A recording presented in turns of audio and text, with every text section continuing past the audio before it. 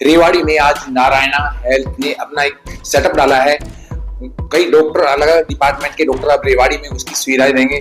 हमारे साथ नारायणा हेल्थ से ही डॉक्टर हैं, उन्हीं से उनका परिचय जानते हैं। मैडम, आपका हमारे चैनल में स्वागत है। नमस्ते। पहले तो आप अपना परिचय दीजिए। मैं हूं डॉक्टर शिवानी देसवाल। मैं senior consultant and clinical lead हूं नारायणा हॉस्पिटल गुड़गांव में। मैं बच्चों की गैस्ट्रो और लिवर की स्पेशलिस्ट हूं। आज आपने ओपनिंग की है, किस डिपार्टमेंट के यहाँ डॉक्टर सेवाएं देंगे, कब देंगे थोड़ा?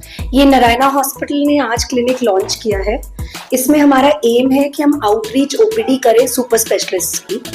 तो अभी जब हम स्टार्ट कर रहे हैं, हम ऑन्कोलॉजी की, कैंसर के डॉक्टर्स की, यूरोलॉजी की और पीडियाट्रिक गैस्ट्रोएंट्रोलॉजी की आज हम सारे अवेलेबल हैं डॉक्टर्स।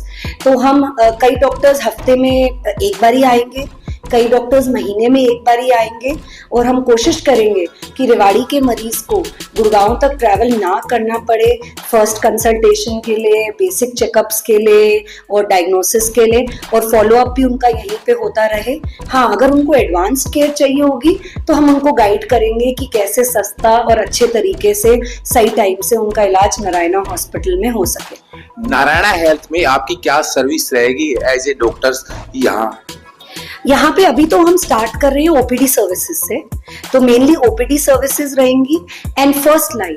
तो जैसे हमारा एम है कि कैंसर को जल्दी डिटेक्ट हो जाए और लो कॉस्ट में हो जाए, और ऐसे बच्चों की, जैसे मैं गैस्ट्रो की हूँ और लिवर की स्पेशलिस्ट हूँ, तो किसी भी बच्चे को अगर लिवर की कोई दिक्कत है या जो लिवर फेलियर में कन्वर्ट हो रही है, तो उस बच्चे को हम इमीडिएट केयर देके और उसको सपोर्टिव केयर गाइड कर सकें कि कैसे करनी है। अगर बच्चा यहाँ पे कहीं एडमिटेड भी है तो हम हेल्प कर सकें। और दूसरा, बच्चों को जैसे रिफ्रैक्टरी कॉन्स्टिपेशन है, रेवाड़ी में सीलियाक डिजीज बहुत कॉमन है बच्चों में। आजकल बच्चों में आईबीडी और पैनक्रेटाइटिस और गॉल स्टोन्स की भी प्रॉब्लम बहुत बढ़ रही है। तो इससे कुछ भी दिक्कत है बच्चों में जो 18 साल से छोटे हैं, जिनको गैस्ट्रो, लिवर, या जो बच्चे पनप नहीं रहे, ग्रोथ नहीं हो रही है, तो हम as a gastro point of view से बच्चे की न्यूट्रिशन काउंसलिंग एंड ओपीडी हम यहाँ पे करेंगे। अब एज ए गैस्ट्रो और लीवर की डॉक्टर हैं यहाँ, तो उसी पे चर्चा कर लेते हैं कि गैस्ट्रो की समस्या और जो अपना लीवर की समस्या दिन दिन बढ़ती जा रही है, क्या उसका मुख्य कारण है? बच्चों का लाइफस्टाइल, जो हम कहते हैं कि हमारी अब डाइट वेस्टर्न हो रही है, तो जैसे जैसे बच्चों का प्ले टाइम कम हो रहा है, स्क्रीन टाइम ज़्यादा हो रहा है, बच्चों की फिजिकल एक्टिविटी कम हो रही है, ये जो प्रोसेस्ड और जंक फूड बच्चे खाते हैं, उसकी वजह से मोस्ट ऑफ द जो प्रॉब्लम्स आजकल बच्चों में आ रही हैं वो लाइफस्टाइल है। दूसरा, अवेयरनेस की भी कई चीज़ों में, जैसे हेपेटाइटिस एक प्रिवेंटेबल डिजीज है, उसकी वैक्सीनेशन बहुत इंपॉर्टेंट है, तो कई पेरेंट्स मिस कर जाते हैं वो वैक्सीनेशन लगाना, और फिर बच्चे को पीलिया हो जाता है जो लिवर फेलियर तक में कन्वर्ट हो जाता है।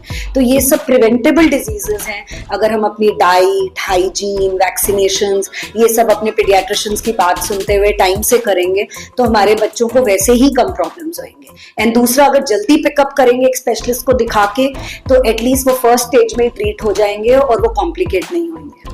पीडियाट्रिक्स में आप बता रहे हो कि लीवर की प्रॉब्लम, क्या किसी गर्भवती माँ को लीवर की कोई प्रॉब्लम है या उसको हेपेटोमेगली है तो उसका नवजात शिशु भी इस तरह की बीमारी से पीड़ित है? हाँ, डिपेंड करता है कि मदर को क्या प्रॉब्लम है। प्रेगनेंसी में कभी कभार कॉलिस्टैटिक जॉन्डिस ऑफ प्रेगनेंसी भी होता है, जो प्रेगनेंसी ठीक होने से हो जाता है ठीक खुद ही। पर दूसरे कारण होते हैं, कभी कभार मदर को हेपेटाइटिस बी है या हेपेटाइटिस सी है, वो बच्चे को भी ट्रांसमिट हो सकता है। बट आजकल टाइमली इम्यूनोग्लोबुलिन और वैक्सीनेशन अगर बच्चे को एट बर्थ लगा दी जाए तो उसका ट्रांसमिशन रोका जा सकता है। दूसरा होता है कि कभी कभार मदर को डेंगू है और बच्चा पेट में है, तो जब बच्चा पैदा होता है तो बच्चा भी थोड़ा कॉम्प्लिकेटेड पैदा होता है। बट अदरवाइज नॉर्मली बड़ों के डिजीज और बच्चों के डिजीज सेपरेट होते हैं। छोटे बच्चों में अगर लिवर शुरू से, जन्म से बच्चे को पीलिया है जो 2 हफ्ते तक नहीं जा रहा है, उसको इन्वेस्टिगेट करना चाहिए। कभी कभार लिवर की डक्ट्स ठीक से बनी नहीं होती हैं, और बिलियरी अट्रीजिया सबसे कॉमनेस्ट कॉज है हमारी कंट्री में लिवर ट्रांसप्लांट का भी, और ये बच्चे पकड़े ही ऐसे जाते हैं जब इनका पीलिया जन्म से जो शुरू होता है वो खत्म नहीं होता और साथ में सफेद सफेद लेट्रिन करते हैं और पीली लेट्रिन नहीं करते हैं। तो ये एक इम्पॉर्टेंट चीज है जो मदर्स को बतानी चाहिए जब बच्चा पैदा हुए कि बच्चे के लेट्रिन का कलर देखो, बच्चे का पीलिया अगर 2 हफ्ते से ज्यादा चल रहा है तो उसको इन्वेस्टिगेट कराओ, सो दैट ये सही टाइम पे पकड़ा जाए तो इसकी सर्जरी हो सकती है। लेकिन अगर ये 90 दिन के बाद पकड़ा जाता है तो हमारे पास कोई ऑप्शन नहीं रहता है लिवर ट्रांसप्लांट के सिवाय। देखा गया है कि बाई बर्थ जॉइंटिस काफी बच्चों में मिलता है, तो बाई बर्थ जॉइंटिस कितना नुकसानदायक होता है और बाई बर्थ जॉइंटिस का कारण क्या होता है? बाई बर्थ जॉन्डिस 2 टाइप का हो सकता है। हमें समझने की जरूरत है कि पीलिया या तो अनकॉन्जुगेटेड होता है, इनडायरेक्ट जॉन्डिस होता है, या डायरेक्ट जॉन्डिस होता है। जो इनडायरेक्ट जॉन्डिस होता है वो नॉर्मली ब्लड टूटने की वजह से या ब्लड ग्रुप इनकम्पैटिबिलिटी की वजह से या फिजियोलॉजिकल जॉन्डिस जिसको हम कहते हैं, बच्चे को पहले तीसरे दिन पे आता है, 7वें दिन तक बढ़ता है, फिर 10वें दिन तक हट जाता है, तो ये अनकॉन्जुगेटेड जॉन्डिस होता है। लेकिन अगर बच्चे का लिवर अफेक्टेड तो उसको डायरेक्ट जॉन्डिस होता है। तो जब आपका डायरेक्ट बिलिरुबिन मोर देन 1 हो, साथ में आपका पेशाब का रंग बहुत गाढ़ा पीला हो, साथ में लेट्रिन का रंग आपका सफेद हो सकता है, तो ये या लिवर इलाज हो सकता है बच्चे का, तो ये सब हमें इंडिकेशन देते हैं कि लिवर की वजह से जॉन्डिस है। और इसका टेस्ट अलग होते हैं और उसका ट्रीटमेंट भी अलग होता है, फोटोथेरेपी इसका ट्रीटमेंट नहीं होता है। आपने बात कही कंजुगेटेड और नॉन कंजुगेटेड जॉइंटिस की लेकर, जिसको हम डायरेक्ट और इनडायरेक्ट जॉइंटिस बोल देता हूँ, तो इनडायरेक्ट जॉइंटिस और डायरेक्ट जॉइंटिस में कौन सा ज्यादा खतरनाक होता है? डायरेक्ट जॉन्डिस, क्योंकि डायरेक्ट जॉन्डिस लिवर से होता है। तो अगर डायरेक्ट जॉन्डिस किसी बच्चे का है तो उसका मतलब उसका लिवर ठीक से काम नहीं कर रहा है या उसके लिवर के फ्लो में, बाइल के फ्लो में कोई ऑब्स्ट्रक्शन है, तो हमको वो देखना बहुत जरूरी होता है। और फर्स्ट 2 मंथ्स में ही उसका डायग्नोसिस बनाना बहुत जरूरी होता है, क्योंकि ऐसे बच्चों का अगर डिले हो जाए तो लिवर सिरोसिस में कन्वर्ट हो जाता है। किसी कपल को आजकल देखा गया कि हेपेटाइटिस वायरस काफी देखने को मिल रहा है, तो किसी कपल्स को हेपेटाइटिस है तो उनकी आने वाली जनरेशन के बचाव के लिए पहले हम लोग बहुत डरते थे हेपेटाइटिस बी से, हेपेटाइटिस सी से, क्योंकि इसका इलाज नहीं था और हेपेटाइटिस सी लिवर ट्रांसप्लांट का एक सबसे कॉमनेस्ट कारण भी था बड़ों में। लेकिन अब जब हेपेटाइटिस सी की ओरल मेडिसिन आ गई हैं जो 12 हफ्ते का ट्रीटमेंट है, और साथ में हेपेटाइटिस बी की भी अच्छी मेडिसिन आ गई हैं, जिसकी वजह से ये काफी बिल्कुल कंट्रोल में हो जाता है। और अगर मदर या फादर को भी हेपेटाइटिस बी है, हम बच्चे को प्रिवेंट कर सकते हैं कि उसको वो ना हो।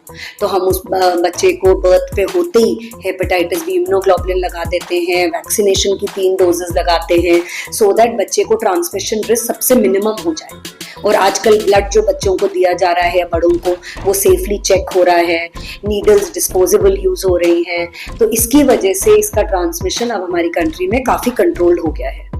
जिसको लीवर प्रॉब्लम हो स्टार्टिंग में, तो किस तरह से उसके लक्षण दिखाई दें? हाँ, लिवर के लक्षण बड़ा इंपॉर्टेंट है कि हमें पता चले। सबसे ये जो जॉन्डिस है, जो आंखों में पीलिया आना, ये तो कभी कभी लेट लक्षण हो सकता है। जो पहला लक्षण हो सकता है कि बस थकान रहना, हमेशा लगना कि हम थके हुए हैं, हमें एनर्जी नहीं है, ये भी एक लिवर डिजीज का लक्षण हो सकता है। दूसरा हो सकता है कि खून की उल्टी आना, जब लिवर डिजीज एडवांस हो जाता है तो खून की उल्टी आ जाती है। तीसरा हो जाता है पाँव में सूजन आना, जब हमारा प्रोटीन बॉडी में कम हो जाता है, लिवर काम नहीं कर रहा है तो प्रोटीन आ जाता है। या नाक से ब्लीडिंग होना या ब्रूजिंग होना स्किन में, धब्बे पड़ना, या जल्दी से ब्लीड हो जाना कहीं पे भी कट लगते ही, क्योंकि हमें पता है कि लिवर के 2 मेजर फंक्शन है, एक प्रोटीन बनाना और दूसरा क्लॉटिंग फैक्टर बनाना। तीसरा होता है पेट फूल जाना, पानी इकट्ठा हो जाना पेट में। चौथा होता है इचिंग होना, खुजली होना बहुत।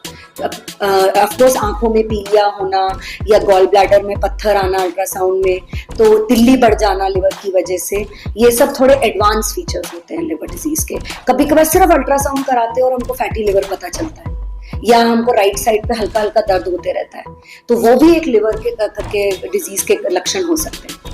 ये तो आपने बताया लीवर डिजीज के कारण। लीवर डिजीज हेपेटोमेगली है या लीवर कोई और भी डिजीज है, उस संबंध से लेकर, तो उसमें क्या चीज हमें खानी चाहिए और किस तरह की चीजों को हमें अवॉइड करना चाहिए? तो लिवर डिसीज 2 टाइप का होता है। अगर अडल्ट्स में हम बात करते हैं तो अगर ये अल्कोहलिक लिवर डिजीज सबसे कॉमन है तो डेफिनेटली अल्कोहल नहीं लेनी चाहिए। दूसरा, आयुर्वेदिक और होम्योपैथी मेडिसिन भी लिवर को डैमेज करती है, तो ये कभी कभार बच्चे को जड़ी बूटी दे देना या आयुर्वेदिक कोई दवाई दे देना, वो लिवर को साइड इफेक्ट कर सकती है। तीसरी चीज वैक्सीनेशन कराना। तो हेपेटाइटिस बी, हेपेटाइटिस ए की हमारी और टाइफॉइड की वैक्सीनेशन है हमारी कंट्री में, जिससे हम अपने लिवर को सेफ रख सकते हैं। चौथी चीज़ है कि हमें गंदा पानी, तो जब ये शादियों में हम सलाद खा लेते हैं या क्लीन बॉइल्ड वाटर नहीं पीते हैं, फिल्टर नहीं लगाते हैं घर में, तो इसकी वजह से गंदा पानी पीने से हमें हेपेटाइटिस ए या ई हो जाता है। हाथ नहीं धोते हैं बच्चे टॉयलेट जाने के बाद, तो इससे इन्फेक्शन फैल जाता है। तो basic hygiene, vaccination, restriction of no Ayurvedic and complementary medicines and alcohol is very important। and पांचवी चीज जो आजकल आ रहा है फैटी लिवर, तो फैटी लिवर का सबसे मेजर सोर्स देखा गया डायबिटीज, तो डायबिटीज को हमें इमीडिएटली डायग्नोज और ट्रीट करना चाहिए। और दूसरा, बच्चों को भी, छोटे बच्चों को ओवरवेट नहीं होने देना चाहिए, उनकी फिजिकल एक्टिविटी अच्छी रखनी चाहिए और उनको हाई शुगर ड्रिंक्स, जो ये कोल्ड ड्रिंक्स पीते हैं, वो अवॉइड करनी चाहिए। देखिए, अभी मेरे साथ गैस्ट्रो लीवर की स्पेशलिस्ट डॉक्टर बैठी हुई है, उन्हीं से मैं आपकी चर्चा कर रहा था। नारायणा हेल्थ ग्रुप से जुड़ी हुई है, रेवाड़ी में अपनी सेवाएं देंगे। हम आपको समय समय पर और भी डॉक्टरों से मुलाकात कराते रहते हैं। तो आगे के लिए आप हमारा इंतजार करते रहिए। तब तक के लिए मैं आपसे विदा लेता हूँ। धन्यवाद।